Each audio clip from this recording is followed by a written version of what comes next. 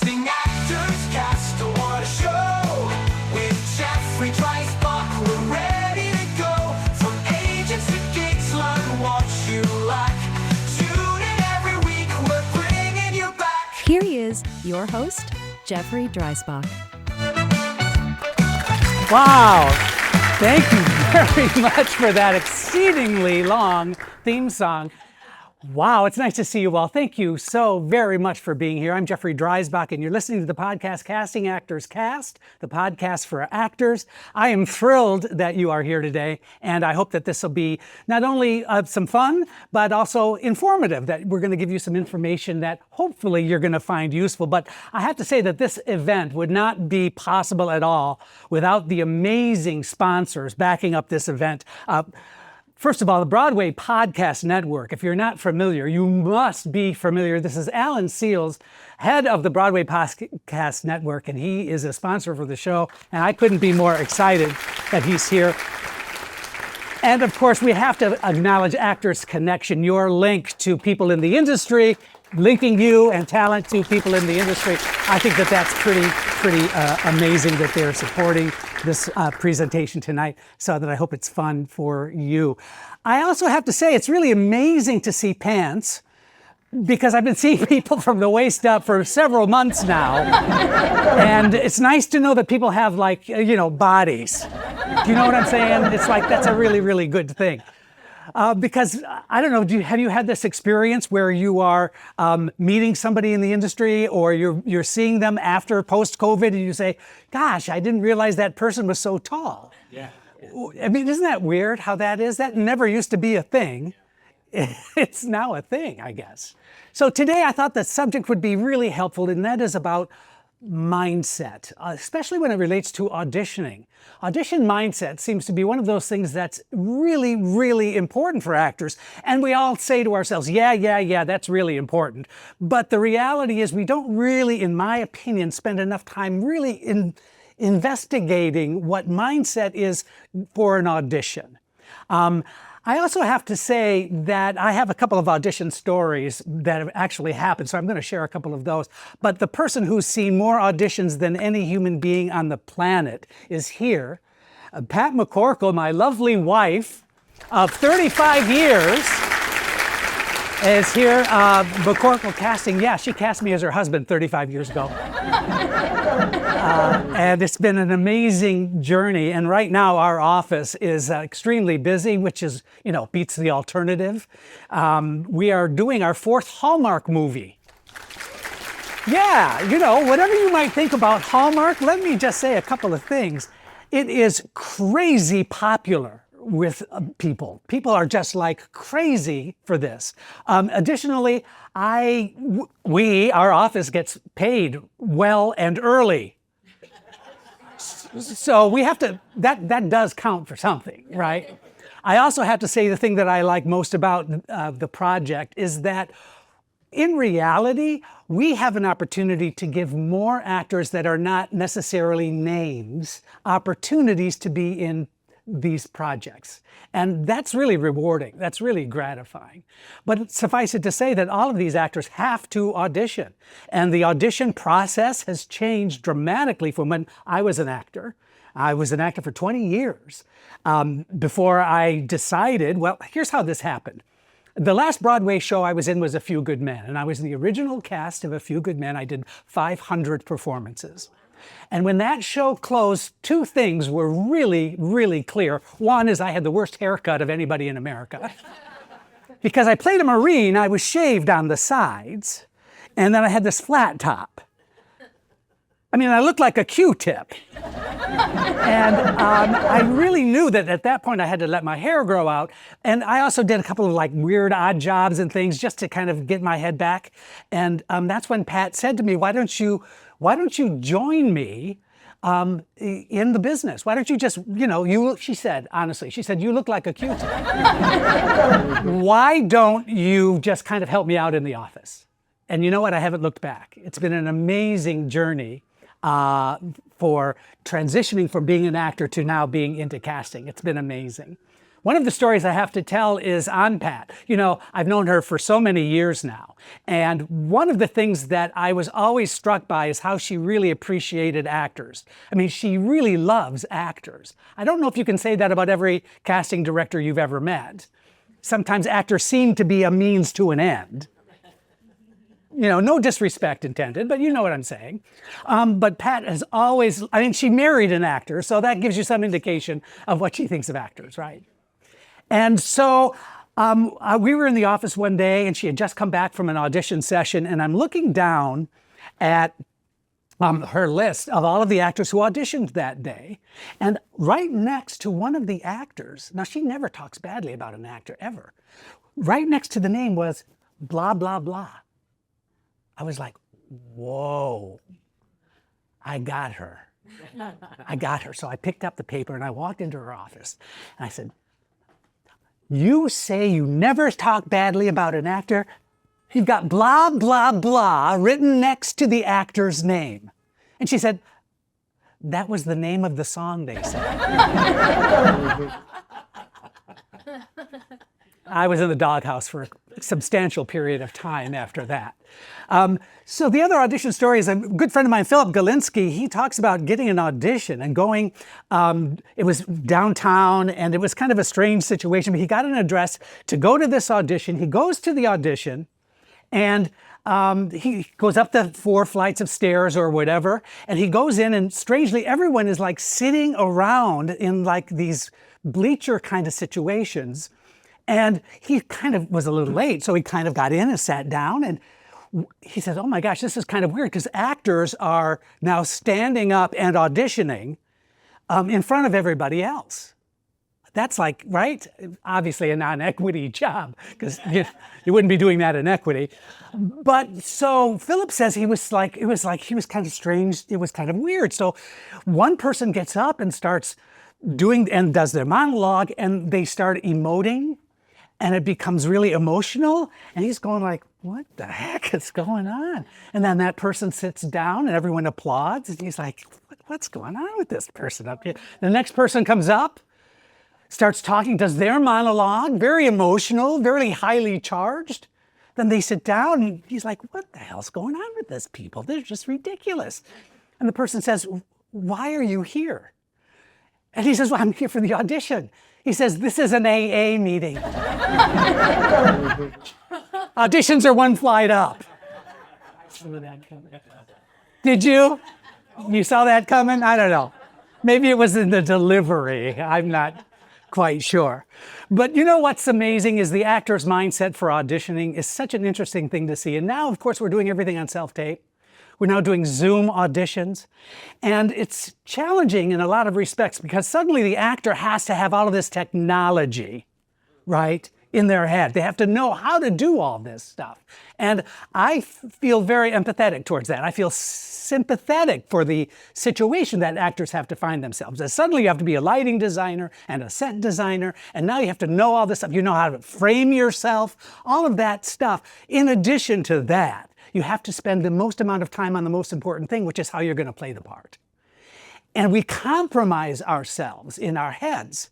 We say to ourselves, I don't have this technical thing down, but I'm going to try and work it out. And suddenly, it's an hour and a half later, and you're hungry, you're angry, you're lonely, and you're tired.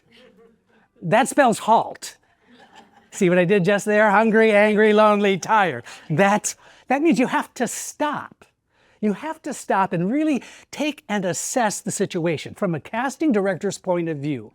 All we are interested in, I promise you, it's not your background. It's not what kind of lighting you have. It's not the fact that you have a background that's busy or not. It really comes down to how you are playing the part. We need to see you in the role, period. End of story. And what happens in my mind, based on the hundreds of submissions that we get, we see actors that are so preoccupied with the technical stuff that bleeds into their audition. And so we have to talk about what we say to ourselves. I mean, as an actor, I just know I beat the hell out of myself all the time after every audition. I mean, I would be in the elevator on the way home re-auditioning in my head, right? wondering what did I do in the audition because I don't quite remember. I was nervous. Things were happening. I didn't know if they liked me or not. And so that's what I want to change. I want to change the mindset just a little bit for yourself. First and foremost, I said this to my students, and we have some students here from my school that I teach at, which is really awesome. I'm so glad to see you guys. Glad you made it. The thing of it is, an audition is not an event. If you make a big deal out of your audition, you're setting yourself up for failure. Why? Because you're making a big deal out of it. You say things to yourself like, if you're anything like me, like, if I don't book this job, then I'm less than. Then I don't belong. Then I was wrong. And that kind of mindset can be very, very damaging to ourselves. So an audition is not an event. Well, then what is it? The best way to approach an audition, in my opinion, is you treat it like it's the first day of rehearsal.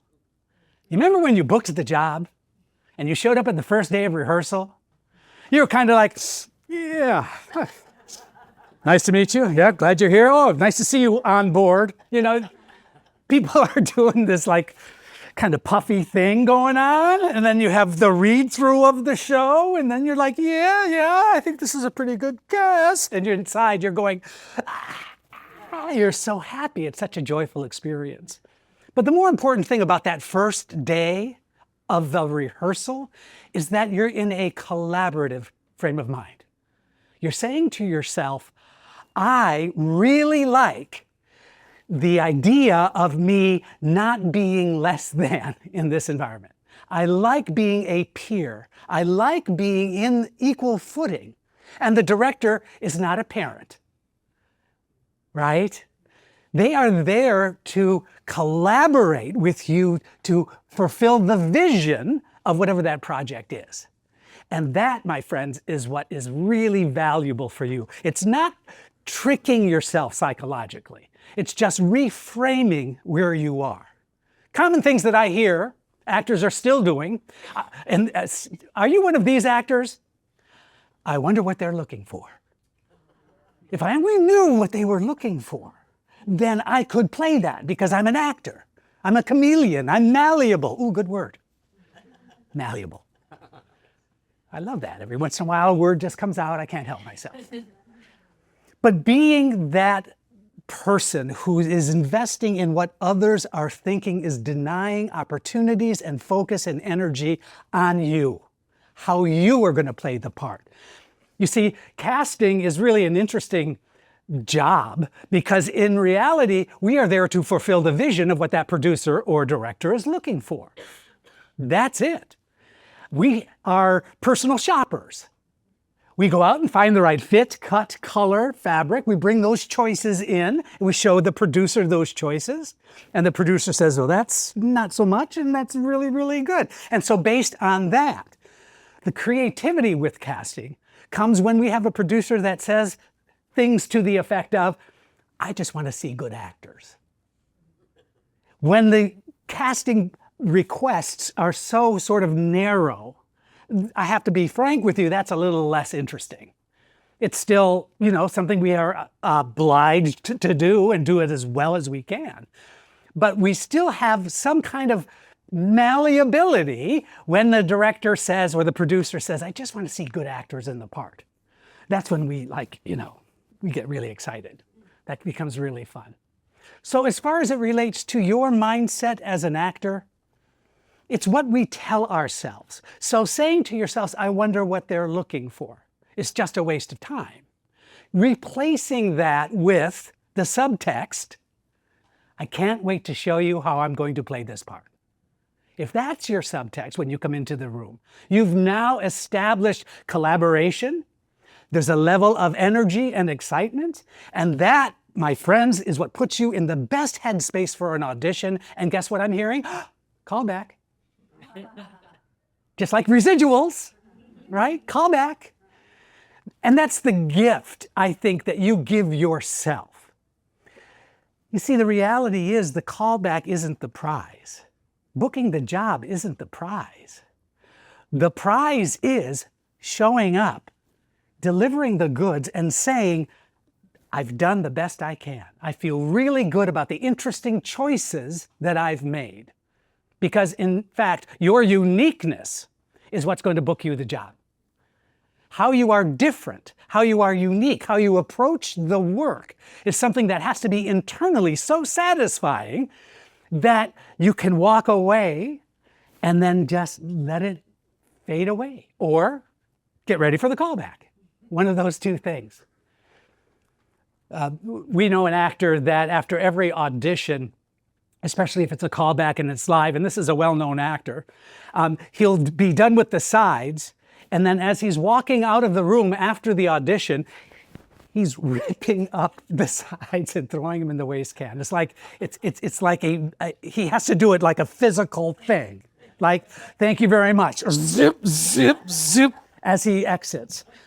Now that sounds really weird, right? But you know what? It's so cathartic. Wouldn't you love to have the guts to be able to do that? I wouldn't suggest you try it unless you rehearse that first, but nevertheless. So the other reality for acting is the way that we are perceiving it in self-tape and on Zoom.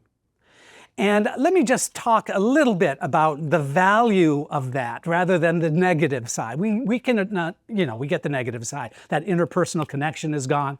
Not seeing people wearing pants, that's always sad.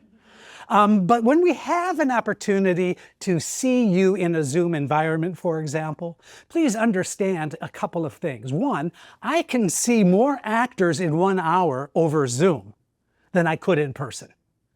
That means that there's literally more opportunities being given to actors because of that. That's something to celebrate as far as I'm concerned. Two, you could be anywhere in the world and you could be Zooming your audition. That means those opportunities are even more available to you as a result. So that's something to celebrate as well. I think that actors who have a lot of theater in their background, a lot of theater training in their background, and I see this all the time, there's this disconnect between your approach to Zoom because of your theater training, as opposed to really embracing the Zoom environment because of film and television. And approaching it with a film and television frame of reference is so much better as far as I'm concerned. Little things like being asymmetrical in your frame. That's really important. There's the camera, and I'm just slightly off center, and I'm looking across the lens of the camera, and I'm putting the other in the palm of my hand, just that far. That means I'm not shouting. If you've ever had somebody say, oh, it's really easy to act on film and television, all you do is bring it down, make it smaller, that's complete nonsense. You don't make it smaller. You do everything you need to do as an actor, but now you're just doing it to the person that's 18 inches from you. So your energy and your focus and your concentration. But being asymmetrical, guess what? You're now framing yourself in the way that you're going to be shot when it's a film and television show you're auditioning for. So embracing the Zoom environment as if it's a film and television audition, even though it might be for theater, is just an advantage, because you're going to find that when you're not having to hit the back row with your voice, that your energy doesn't have to penetrate the walls, that it's just simple right there, that you're going to find more interesting choices available to you. And to me, that's what makes a good audition on Zoom. Self-tape is the same. There's no real difference between self-tape and Zoom, as far as I'm concerned, when auditioning. But again, it's what we tell ourselves. Before we close, we're going to do question and answer, so we have a question in just a moment. But before we close, I just want to share this with you. It's really remarkable what actors do to themselves. And I was in this very room, which is so cool, because I was doing an EPA for a musical. And, EPA is one person, ECC, right? Just singer after singer, they all come in, they do one song and they're gone. It's like they all have like a minute. And it sounds exhausting and terrifying, right? But for me, I kind of like it. And like, what other job do you have where you get to be entertained at for 8 hours? Do you know? I mean, it makes all of those reality contest shows ridiculous. Anyway, so this lovely young girl comes in and she's smiling and she's very nice and she starts singing her beautiful song, lovely voice. And I'm going, wow, that's really. And she hits the money note. She hits the high note. And then, boom, down she goes.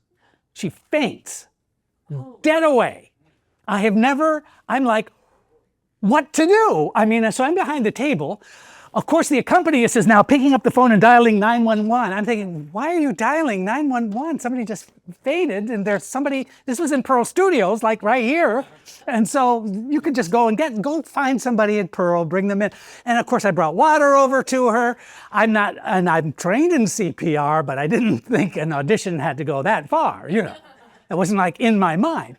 So she just took a sip of water, she regained consciousness, and she was so mortified. She was just like her life was over and I just reassured her, please, you have a lovely voice. You are really talented. I just want you to know that. It was really. And so she took some water. Apparently, she didn't have any breakfast, and she was nervous. And, we can fill in those blanks really easily. It wasn't her fault. But I'm thinking, how did that experience for her end up afterward? How did she feel about that afterward? So I have to tell you that I wrote her an email. And I explained to her that these kinds of things are part of the human condition. That these things are, although it's never happened, and I was honest, this has never happened to me before. Like, I can probably guess it's never happened to you before, but I just want you to know it didn't take away from your wonderful talent and your beautiful singing voice. We have to treat ourselves better. We have to be good to ourselves. We have to keep that part of our talent precious, separate, away from the noise, and take care of it, nurture it. Feel good about who you are and how you feel about your work. The last thing, I always say this 4 times, the last thing I'm going to say is what I really appreciate in any audition is when I see the actor bring the joy of performance into the work. Remembering why you want to do this in the first place, if you could make that part of your process, I promise you better results. Because you're going to have the freedom to create. You're going to have the freedom to make an impression, and you're going to show me how you're going to play the part. But when you're doing it with joy, you become somebody that I want to hire. You become somebody that takes it to the next level, which is the callback. And then after that, the booking. And then after that, we're going to continue the conversation residuals. Right after this. Come on, let's give it up for residuals. Thank you very much, everybody. Thank you. Now, it's a little strange because I'm really mic'd up. I have microphones in just about every place you could imagine. And so what I'd like to do is we'll take some questions.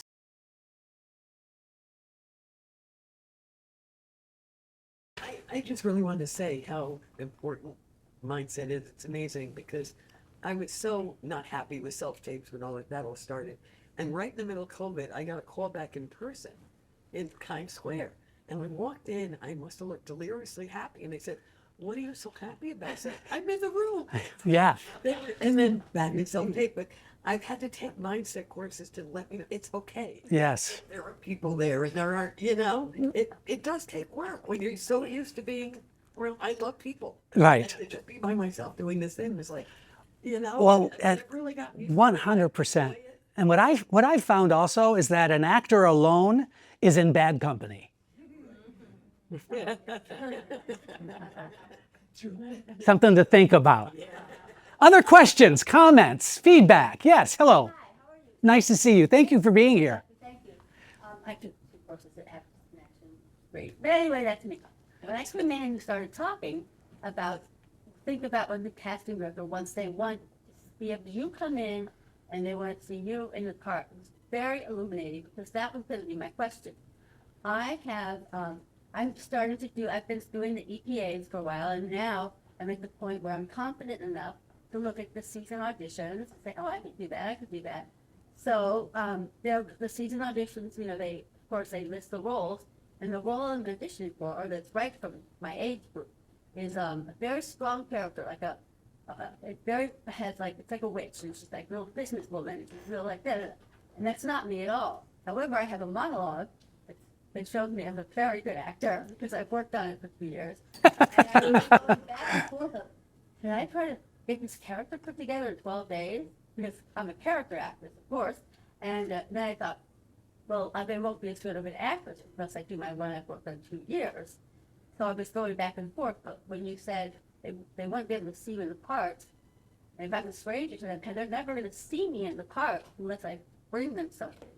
So through this talking of yours, I decided I will go with the monologue that will be new, that will give them more of an idea. I think that's an excellent choice. I wasn't going to choose that when I came in here because I thought, no, the other one, they want to hire a good actor.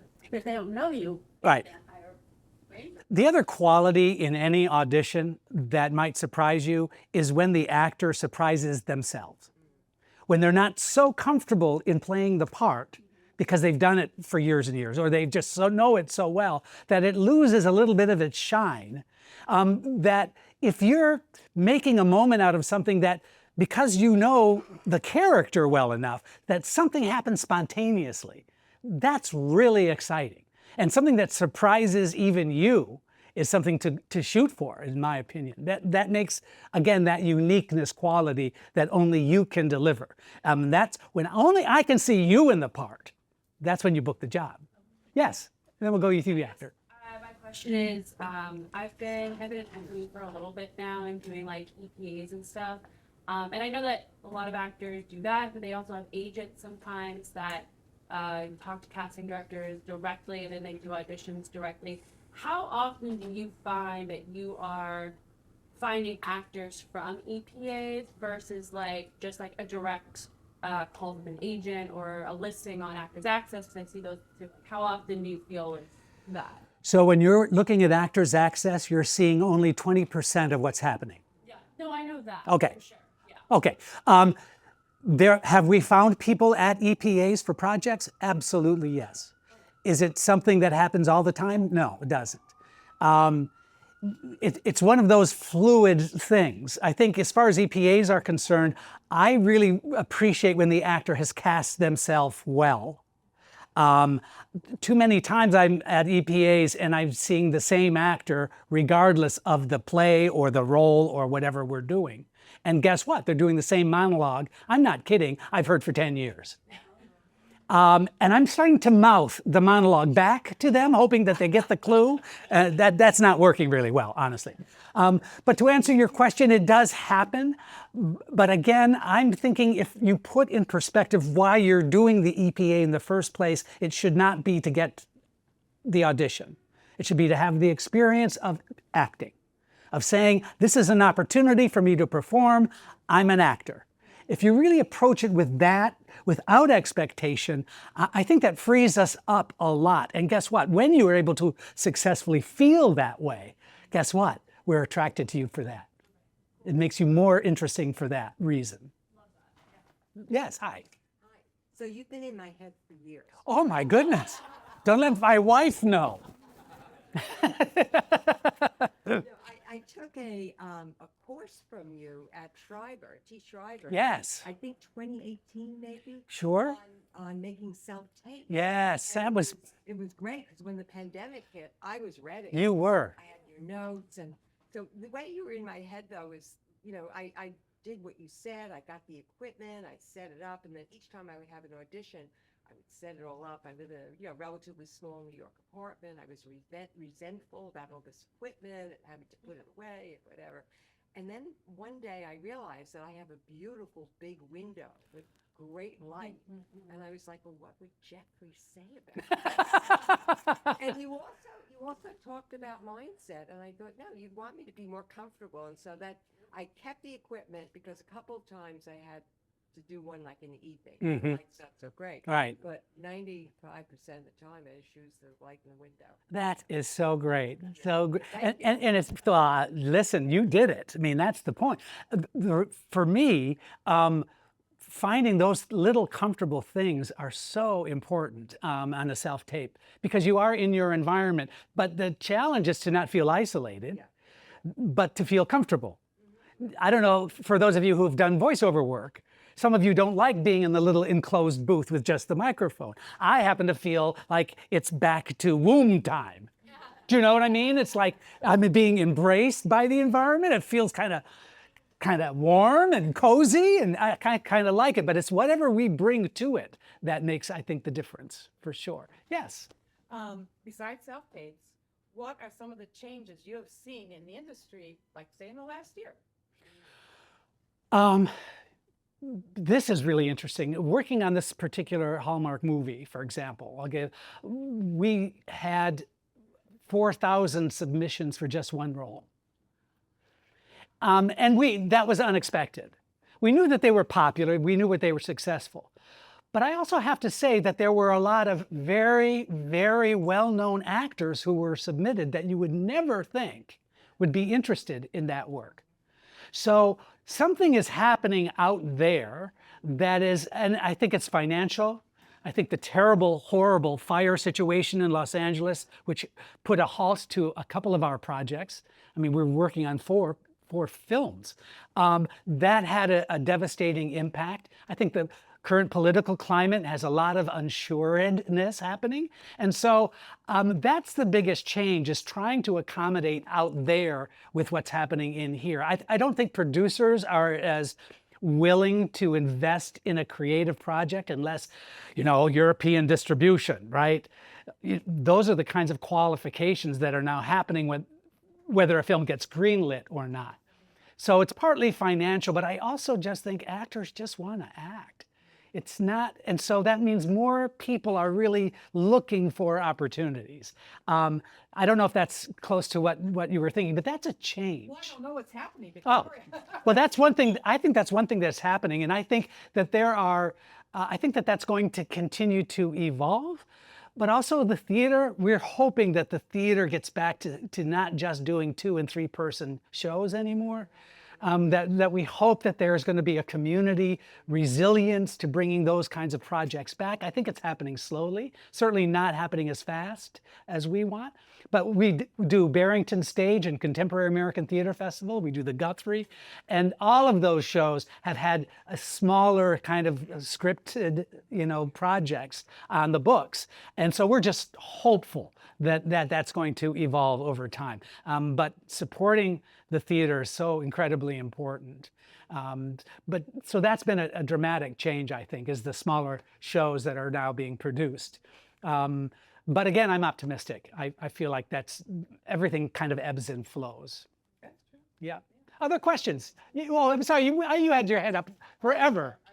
You kind of got to it. Oh, good. But we'll put it this way, right? So the question was going to be on EPAs and a mindset around that. So if there was anything that came up in the question that you had with her, in addition to that might to add to that, just as far as how people should view the EPAs, especially if they are underrepresented or represented, like the best way to go into an EPA, knowing that it's really just an open call.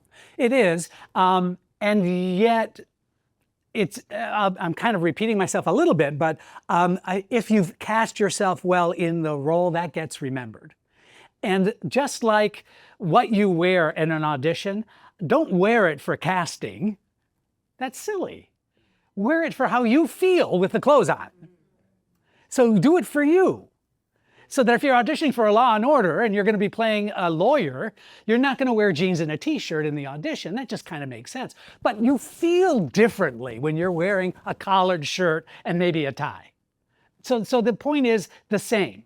If you're going into an EPA for the opportunity to perform without expectation, and you've cast yourself well, I promise you the dividends are internal and potentially external as well, because you've not put an undue pressure on yourself. You've just embraced what you love, and we can sense that. Yeah. Yes. Hi. So glad to see you.